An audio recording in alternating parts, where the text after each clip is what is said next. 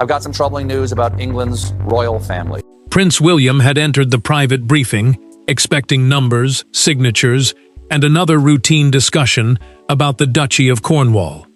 Instead, a senior barrister placed a sealed opinion before him and delivered a conclusion powerful enough to change the balance inside the royal household. Catherine, not merely William, stood to inherit control of the Duchy of Cornwall Reserve. For several seconds, the prince said nothing. Then he looked down at the document again. Before we go deeper into what this really means for the royal family, make sure to subscribe so you don't miss a single update. Catherine watched his expression change as the silence stretched across the room. Two senior barristers sat opposite them, while a duchy representative remained beside a thick file of financial papers that had suddenly become far more important than anyone expected. The Duchy of Cornwall is the historic estate that provides income and resources for the Prince of Wales. But the reserve being discussed was a protected pool governed by separate legal instructions. William had always assumed that whatever authority surrounded it would naturally remain tied to his position. Now that assumption was collapsing in front of him. The senior barrister opened the controlling inheritance instrument and spoke with deliberate precision. The document, meaning the legal agreement that determined who could ultimately benefit from the protected assets, identified Catherine as the designated beneficiary of the Duchy of Cornwall Reserve. Her right did not depend on William choosing to grant it. It did not disappear simply because palace expectations had once pointed in another direction. She possessed an independent beneficial entitlement, and the future king immediately understood why those words mattered. This was not symbolic recognition, it was legal authority. William stared at the same paragraph again, then again. Catherine said nothing at first, but she could see that this was not ordinary surprise. He had spent years preparing to carry responsibility for the Cornwall estate, and yet a major part of its protected structure had been designed around her without either of them fully understanding it. Finally, the prince pushed the document across the table. "You need to read this yourself." Catherine lowered her eyes to the page. She read slowly, then looked toward the barrister for confirmation. He explained through the documented legal opinion that the clause could not simply be rewritten because someone inside the palace disliked its consequences. More unsettling still, it had remained dormant for years.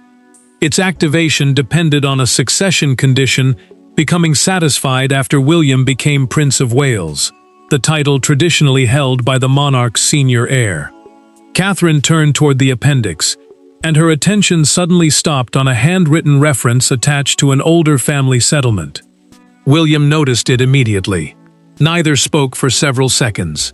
The inheritance itself was shocking enough, but that unfamiliar reference suggested somebody had prepared for this moment long before they ever entered the room. William had just discovered what Catherine was entitled to, but the far more unsettling question was why someone had gone to such extraordinary lengths to make certain the reserve would one day belong to her. The legal ruling did more than transfer wealth. It altered the emotional geometry of William and Catherine's marriage overnight. For years, the prince had carried the constitutional weight, while she built influence through patience, loyalty, and carefully chosen causes. Now an independent royal reserve had been placed directly within her reach. William was proud, but also shaken by the realization that his wife had just acquired something extraordinarily rare inside the monarchy. Power that did not flow through him. William remained beside the table, still processing what the barristers had placed before them. As Prince of Wales, he carried responsibility for the Duchy of Cornwall, the historic estate that supports the heir to the throne through property, investments, and income. Yet the reserve was different. It existed as a protected pool, governed by its own settlement, meaning a separate legal arrangement determined who could benefit from it and how its assets could be used. That distinction suddenly mattered more than ever. Catherine understood the weight immediately. Her place inside the monarchy had grown steadily, through years of public duty, family responsibility, and preparation for eventually becoming queen beside William. She had never needed to demand authority loudly. Influence had accumulated around her because people trusted her judgment. But this was different. The document did not merely recognize her importance. It gave her an independent position that could survive changes in household politics. William finally admitted what had been troubling him. "I wasn't prepared for this." His concern was not the size of the reserve, or even what Catherine might eventually control. What unsettled him was discovering that an important royal mechanism had existed outside his knowledge, waiting for a legal condition to activate. The future king had spent his entire life being prepared for responsibility. Finding a hidden structure designed around his own wife left him wondering what else had been kept beyond his reach. Catherine closed the folder gently. She looked at him and said she would not allow the inheritance to become something that divided them. William reached across the table and took her hand.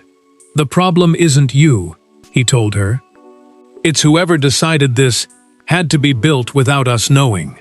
The barristers then explained another detail through their documented legal opinion.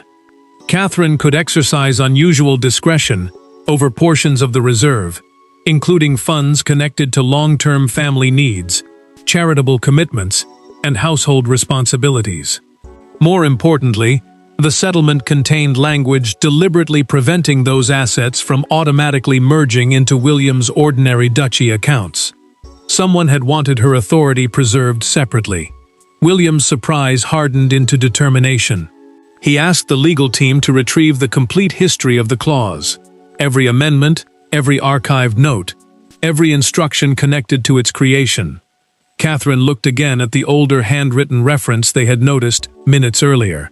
Neither of them knew yet that the search would lead back to a private encounter that had left her deeply hurt and had pushed someone inside the royal circle to act. The inheritance had surprised them both, but buried inside its history was the moment that explained why the safeguard had been created in the first place. The clause had not appeared by accident.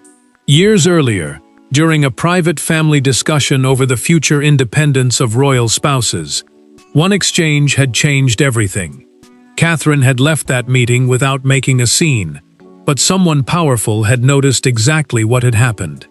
What followed was a quiet legal intervention, designed to survive changing reigns, changing households, and changing loyalties. Now William was discovering that the inheritance before him had been born from that single uncomfortable afternoon. William followed the paper trail with growing unease. His legal team traced archived amendments, private estate memoranda, and a confidential family settlement prepared before the present reign. A family settlement was simply a legal arrangement created to control how certain assets would be protected and passed on over time. But these records carried a deeper concern. They showed that a future royal spouse could take on enormous public duties while still remaining dependent on structures controlled by the direct heir or the sovereign. Catherine remembered the meeting as soon as the old notes were described.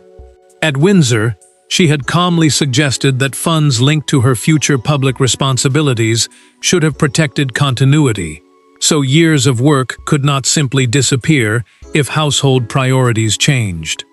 A senior advisor dismissed the idea almost immediately. He insisted that meaningful financial authority had to remain with the direct heir. The message was unmistakable. Her work mattered, but independence did not. Catherine left without raising her voice. Her composure held until William found her alone later and realized how deeply the exchange had cut. She told him she could accept limits, but she could not accept being treated as temporary after years of carrying responsibilities that were anything but temporary. The prince listened, then returned to the advisor with anger he could barely disguise. He made one point clear: marriage into the monarchy did not make his wife disposable. The disagreement might have ended there, but someone else had been listening. According to a documented account preserved with the estate papers, a senior family figure who witnessed the meeting quietly instructed lawyers to build a protected mechanism around Catherine's future position. The goal was direct. She could never be stripped of every independent resource simply because palace politics shifted around her. William read the final instruction twice. The reserve was to remain undisclosed until the succession condition activated, meaning the legal trigger tied to his eventual position as Prince of Wales. The secrecy was deliberate. If the arrangement became known too early, someone could try to weaken it before Catherine's position was secure. Catherine understood the humiliation of that old meeting differently now. What had once felt like rejection had become the trigger for something far more powerful. William, however, was focused on another detail. One current member of the royal family had known about the protection long before he did. The legal mystery had become personal, and William was no longer satisfied with paperwork. He wanted to look directly at the person who had kept the truth from him. William did not summon a committee. He did not send an aide. He walked into the private meeting carrying the settlement himself. Across from him sat King Charles, already aware of why his son had come. The prince placed the document on the table and asked a single question. "How long have you known?" What followed was not an argument about money.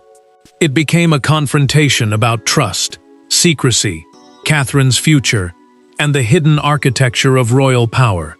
Charles held his son's gaze before answering. He admitted that he had known about the protected reserve mechanism, but insisted he had not been free to disclose it before the legal trigger was satisfied. The monarch explained that confidential family settlements, meaning private legal arrangements designed to protect assets and responsibilities across generations, were sometimes deliberately kept away from ordinary household pressure. In his view, secrecy had not been an act of betrayal. It had been the shield around Catherine's future. William did not accept that easily. He placed both palms on the table and demanded to know why his own wife's position had been planned in silence, while both of them were expected to trust the institution around them. The future king's anger was controlled, but unmistakable. Catherine had carried public responsibility for years, yet somewhere behind closed doors, lawyers had been preparing for the possibility that she might one day need protection from the very system she served. Charles answered without raising his voice. If the arrangement had become known too early, he said, powerful figures could have challenged it before it became secure. According to the documented family account preserved with the settlement, the reserve had been created as an independent foundation for Catherine, in case the monarchy ever fractured internally. The king stressed that the safeguard was not designed against William. It was designed against uncertainty itself. William's expression hardened. Did anyone try to stop it? Charles hesitated. That pause changed the room. The monarch removed his glasses and placed them beside the folder. He then revealed, drawing from the recorded legal history attached to the settlement, that there had indeed been a serious challenge. One senior voice had argued that allowing Catherine independent control would weaken the authority of the direct heir and create a competing center of influence inside the royal household. The objection had gone far beyond disagreement. Lawyers had been pressed to narrow the clause before it became binding. William stared at his father, now understanding that the inheritance had never been a quiet technical arrangement. It had survived a fight.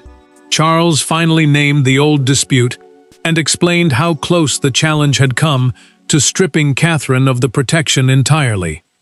The prince said nothing for several seconds. His anger had changed shape.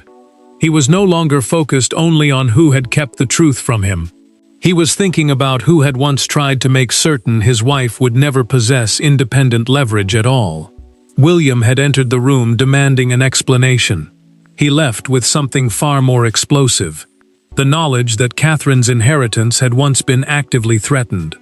For generations, royal power had rarely depended on crowns alone.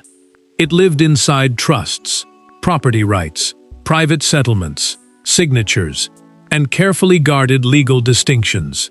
Catherine's inheritance, suddenly placed her at the center of that invisible machinery. Yet possessing the reserve was one thing, controlling it was another. As the lawyers explained the limits of royal intervention, William began to understand why the clause had caused such resistance, and why Catherine's quiet signature might now carry more weight than anyone expected. Catherine listened carefully as the barristers moved through the next layer of the settlement. The protected structure meant household officials and ordinary duchy administrators could not simply redirect the reserve whenever priorities changed.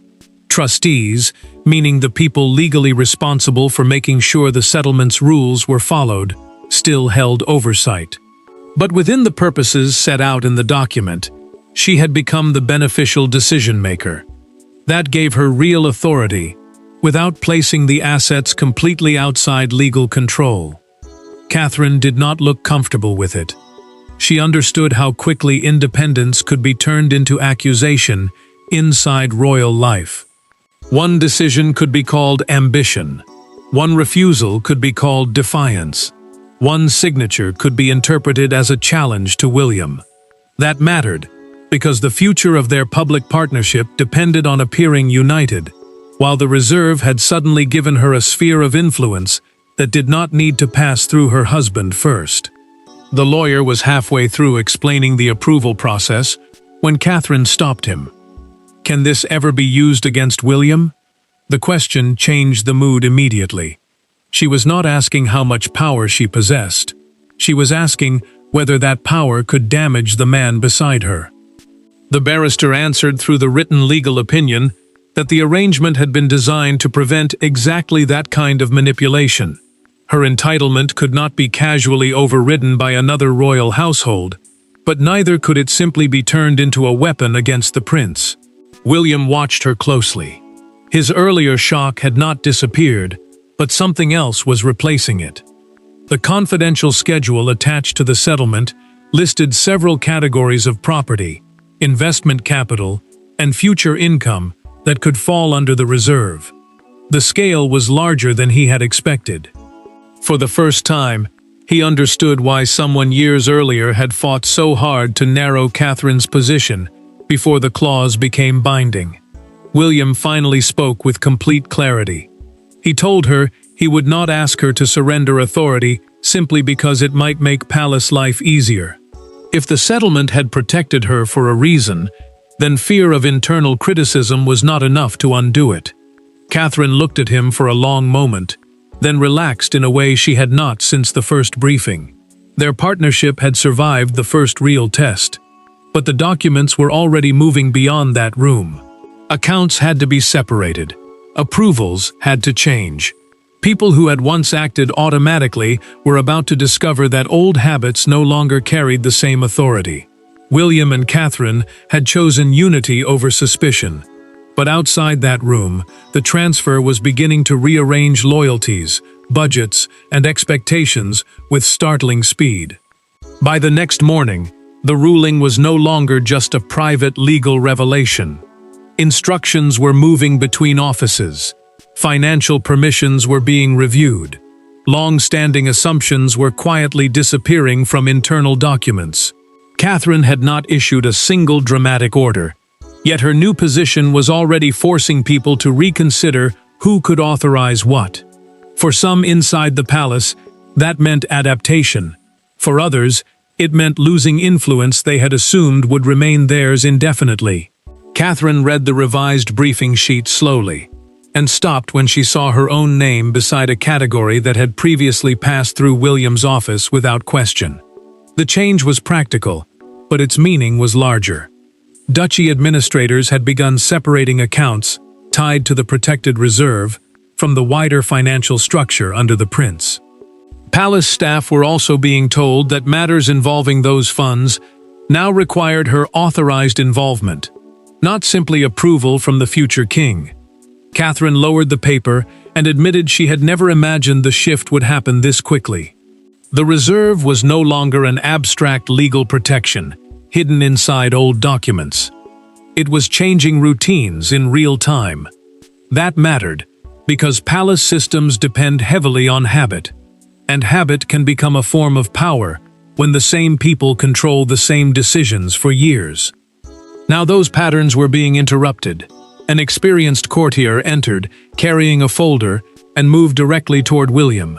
The prince took it, glanced at the subject line, and then slid it across the desk toward Catherine. No speech followed. No explanation was needed. The courtier paused, looked toward her, and understood that the old chain of approval had changed. Catherine opened the folder, while William remained silent beside her, making it clear that he would not reclaim authority simply to make the moment less uncomfortable. William soon felt the tension spreading beyond that room. Several planned expenditures were frozen, while lawyers determined which accounts belonged inside the reserve and which remained under normal duchy control. One long-established palace project could not move forward at all because its expected funding source had fallen within the newly activated structure. Staff who had expected automatic access were suddenly waiting for answers. Catherine sensed the danger immediately. Delays could easily be blamed on her, even though she had not created the restrictions. The prince worried about the same thing. He knew frustration inside a household rarely stayed attached to paperwork for long. Eventually, it found a person. Catherine closed another file and looked directly at him. She said they could not keep hiding behind legal opinions while everyone else adjusted around them. If this authority was now part of their reality, they had to decide together what it meant before resentment defined it for them. The palace could reorganize its paperwork, but Catherine understood that no legal opinion could settle the most important question: what this new power would do to her marriage. There were no barristers in the room now, no courtiers, no folders being passed across polished tables. William and Catherine sat alone and confronted the one consequence no legal settlement could dictate: how they would live with the change. He had inherited a lifetime of expectations. She had just inherited independence nobody saw coming. For the first time since the ruling, they stopped discussing what the palace wanted and asked what they wanted their partnership to become. Catherine spoke first. She told William she did not want the reserve to create distance between them, especially after years of building their public roles side by side. The issue was bigger than money now. Every future decision involving the protected funds would carry symbolic weight because royal spouses had traditionally exercised influence through the heir rather than beside him. Her new authority challenged that pattern, and both of them knew the palace would notice every choice they made. William listened without interrupting. Catherine admitted that part of her still feared the inheritance could make him feel displaced, even if he never said so. The prince answered that pretending the authority did not exist would be worse. It would reduce years of legal protection to something they were too frightened to acknowledge. More importantly, it would dishonor the reason someone had fought to secure that independence for her in the first place. William reached for the legal folder and moved it away from them. He left it closed. Then he looked directly at her and said, "This is yours to carry. I will stand beside you, not in front of you." Catherine held his gaze for several seconds. The tension that had followed them since the first briefing finally began to loosen. Catherine then explained what she wanted the reserve to become. She had no interest in turning it into a personal badge of status or a rival center of influence. Instead, she wanted its long-term strength directed toward children, families, community stability, and future royal responsibilities that could survive changing political moods and household priorities. The decision transformed the meaning of the inheritance. What had looked like private power was becoming a shared purpose. William felt something inside him change. His first reaction had been shock, because the arrangement existed beyond his control. Now he saw the opposite. Catherine's independence did not weaken his position. It gave their partnership another foundation, one that did not depend entirely on a single office, title, or financial chain. Their choice brought calm, but only briefly. The settlement was about to move beyond private rooms and legal files. Once the public learned that Catherine held protected authority in her own right, every newspaper, broadcaster, and royal commentator would decide what the development meant. Within hours, the first headline appeared. William and Catherine had finally decided what the inheritance meant to them. Now millions of people were about to decide what they believed it meant for the crown. The story escaped the palace with astonishing speed. By breakfast, Catherine's inheritance was no longer buried inside legal language. It was a national conversation. Television studios debated its implications. Newspapers turned it into a question of royal power, and crowds outside Windsor began discussing whether the future queen had just become something the monarchy had rarely allowed, financially protected in her own right. One front page captured the moment in 4 enormous words. Catherine's power is her own. Catherine saw the headline and felt her stomach tighten. The coverage made clear that William's position as Prince of Wales remained unchanged, but it also stressed that the reserve created a separate protected sphere of authority belonging to her. That distinction mattered because his ordinary estate powers still carried enormous weight, while her new entitlement gave her institutional security that did not depend entirely on his office. Commentators quickly understood the symbolism, and they were not subtle about it. Outside Windsor Castle, the reaction became impossible to ignore. A small crowd gathered near the gates, as broadcasters delivered live updates and reporters repeated the same question. Had the future monarchy just changed its understanding of royal partnership? One supporter held up a handwritten sign reading, "A strong queen needs her own voice." The phrase spread quickly, because it captured the argument in simple terms. Catherine was no longer being discussed only as William's wife. She was being discussed as a future queen with protected authority of her own. A major morning broadcast pushed the idea even further. Its opening line declared, "A marriage at the heart of the monarchy has just become a partnership of 2 independent powers." Catherine heard the framing privately and immediately looked uncomfortable. She had spent years avoiding the impression that her success came at someone else's expense. Now several headlines were treating the inheritance almost like a victory over William. William noticed her reaction. He told her the noise would pass, but the decisions they made would remain. The prince reminded her that public debate could turn a legal distinction into rivalry overnight, yet it could not define their marriage unless they allowed it to. Catherine listened, then admitted that the one thing she feared most was the reserve being used to suggest she had gained because he had lost. The palace responded quickly. Through an official internal briefing shared with senior royal correspondents, it emphasized that William fully supported Catherine's legal entitlement and regarded the arrangement as complementary to his own responsibilities. That message immediately weakened attempts to portray the development as a marital power struggle. Catherine finally turned away from the coverage. The noise had revealed what the country thought the inheritance meant, but she was ready to decide what it would actually become. The country had turned Catherine's inheritance into a story about power, but her first decision would reveal that she intended it to become something far more lasting. The moment that began with William staring speechlessly at a barrister's legal opinion ended not with rivalry, but with clarity. Catherine had inherited something valuable, yet the true significance of the Duchy of Cornwall Reserve was never simply its size. It was the independence written into it, the protection hidden inside it, and the trust placed in the woman expected one day to stand beside the king. What stunned William ultimately became something he chose not to fear, but to defend. Catherine accepted responsibility for the protected reserve under the settlement's governing terms, finally closing the legal uncertainty that had followed them from the first briefing. The settlement was the legal framework controlling how the protected assets could be used, and her acceptance meant the question of authority was no longer theoretical. She now carried a defined responsibility that could not simply be ignored when palace priorities changed. Catherine made her first major decision with calm precision.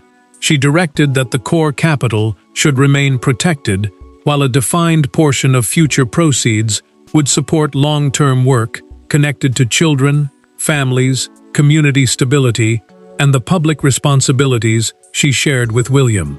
The choice mattered because it immediately separated the inheritance from the language of personal victory.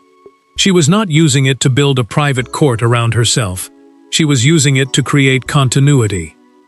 Catherine signed the authorization and paused before handing back the pen. The anxiety that had followed the first revelation was gone. She understood now that independence did not have to mean separation, and authority did not have to become conquest. The reserve had given her something stronger than status, the ability to protect work and responsibility without depending entirely on changing household politics. William read the signed decision and smiled. He was not celebrating because control had returned to him. It had not. He was smiling because he finally understood why control had never been the point. The protection existed, so Catherine could stand beside him as a secure partner, not as someone whose influence could disappear the moment another person changed the rules. Their response ended the rivalry narrative.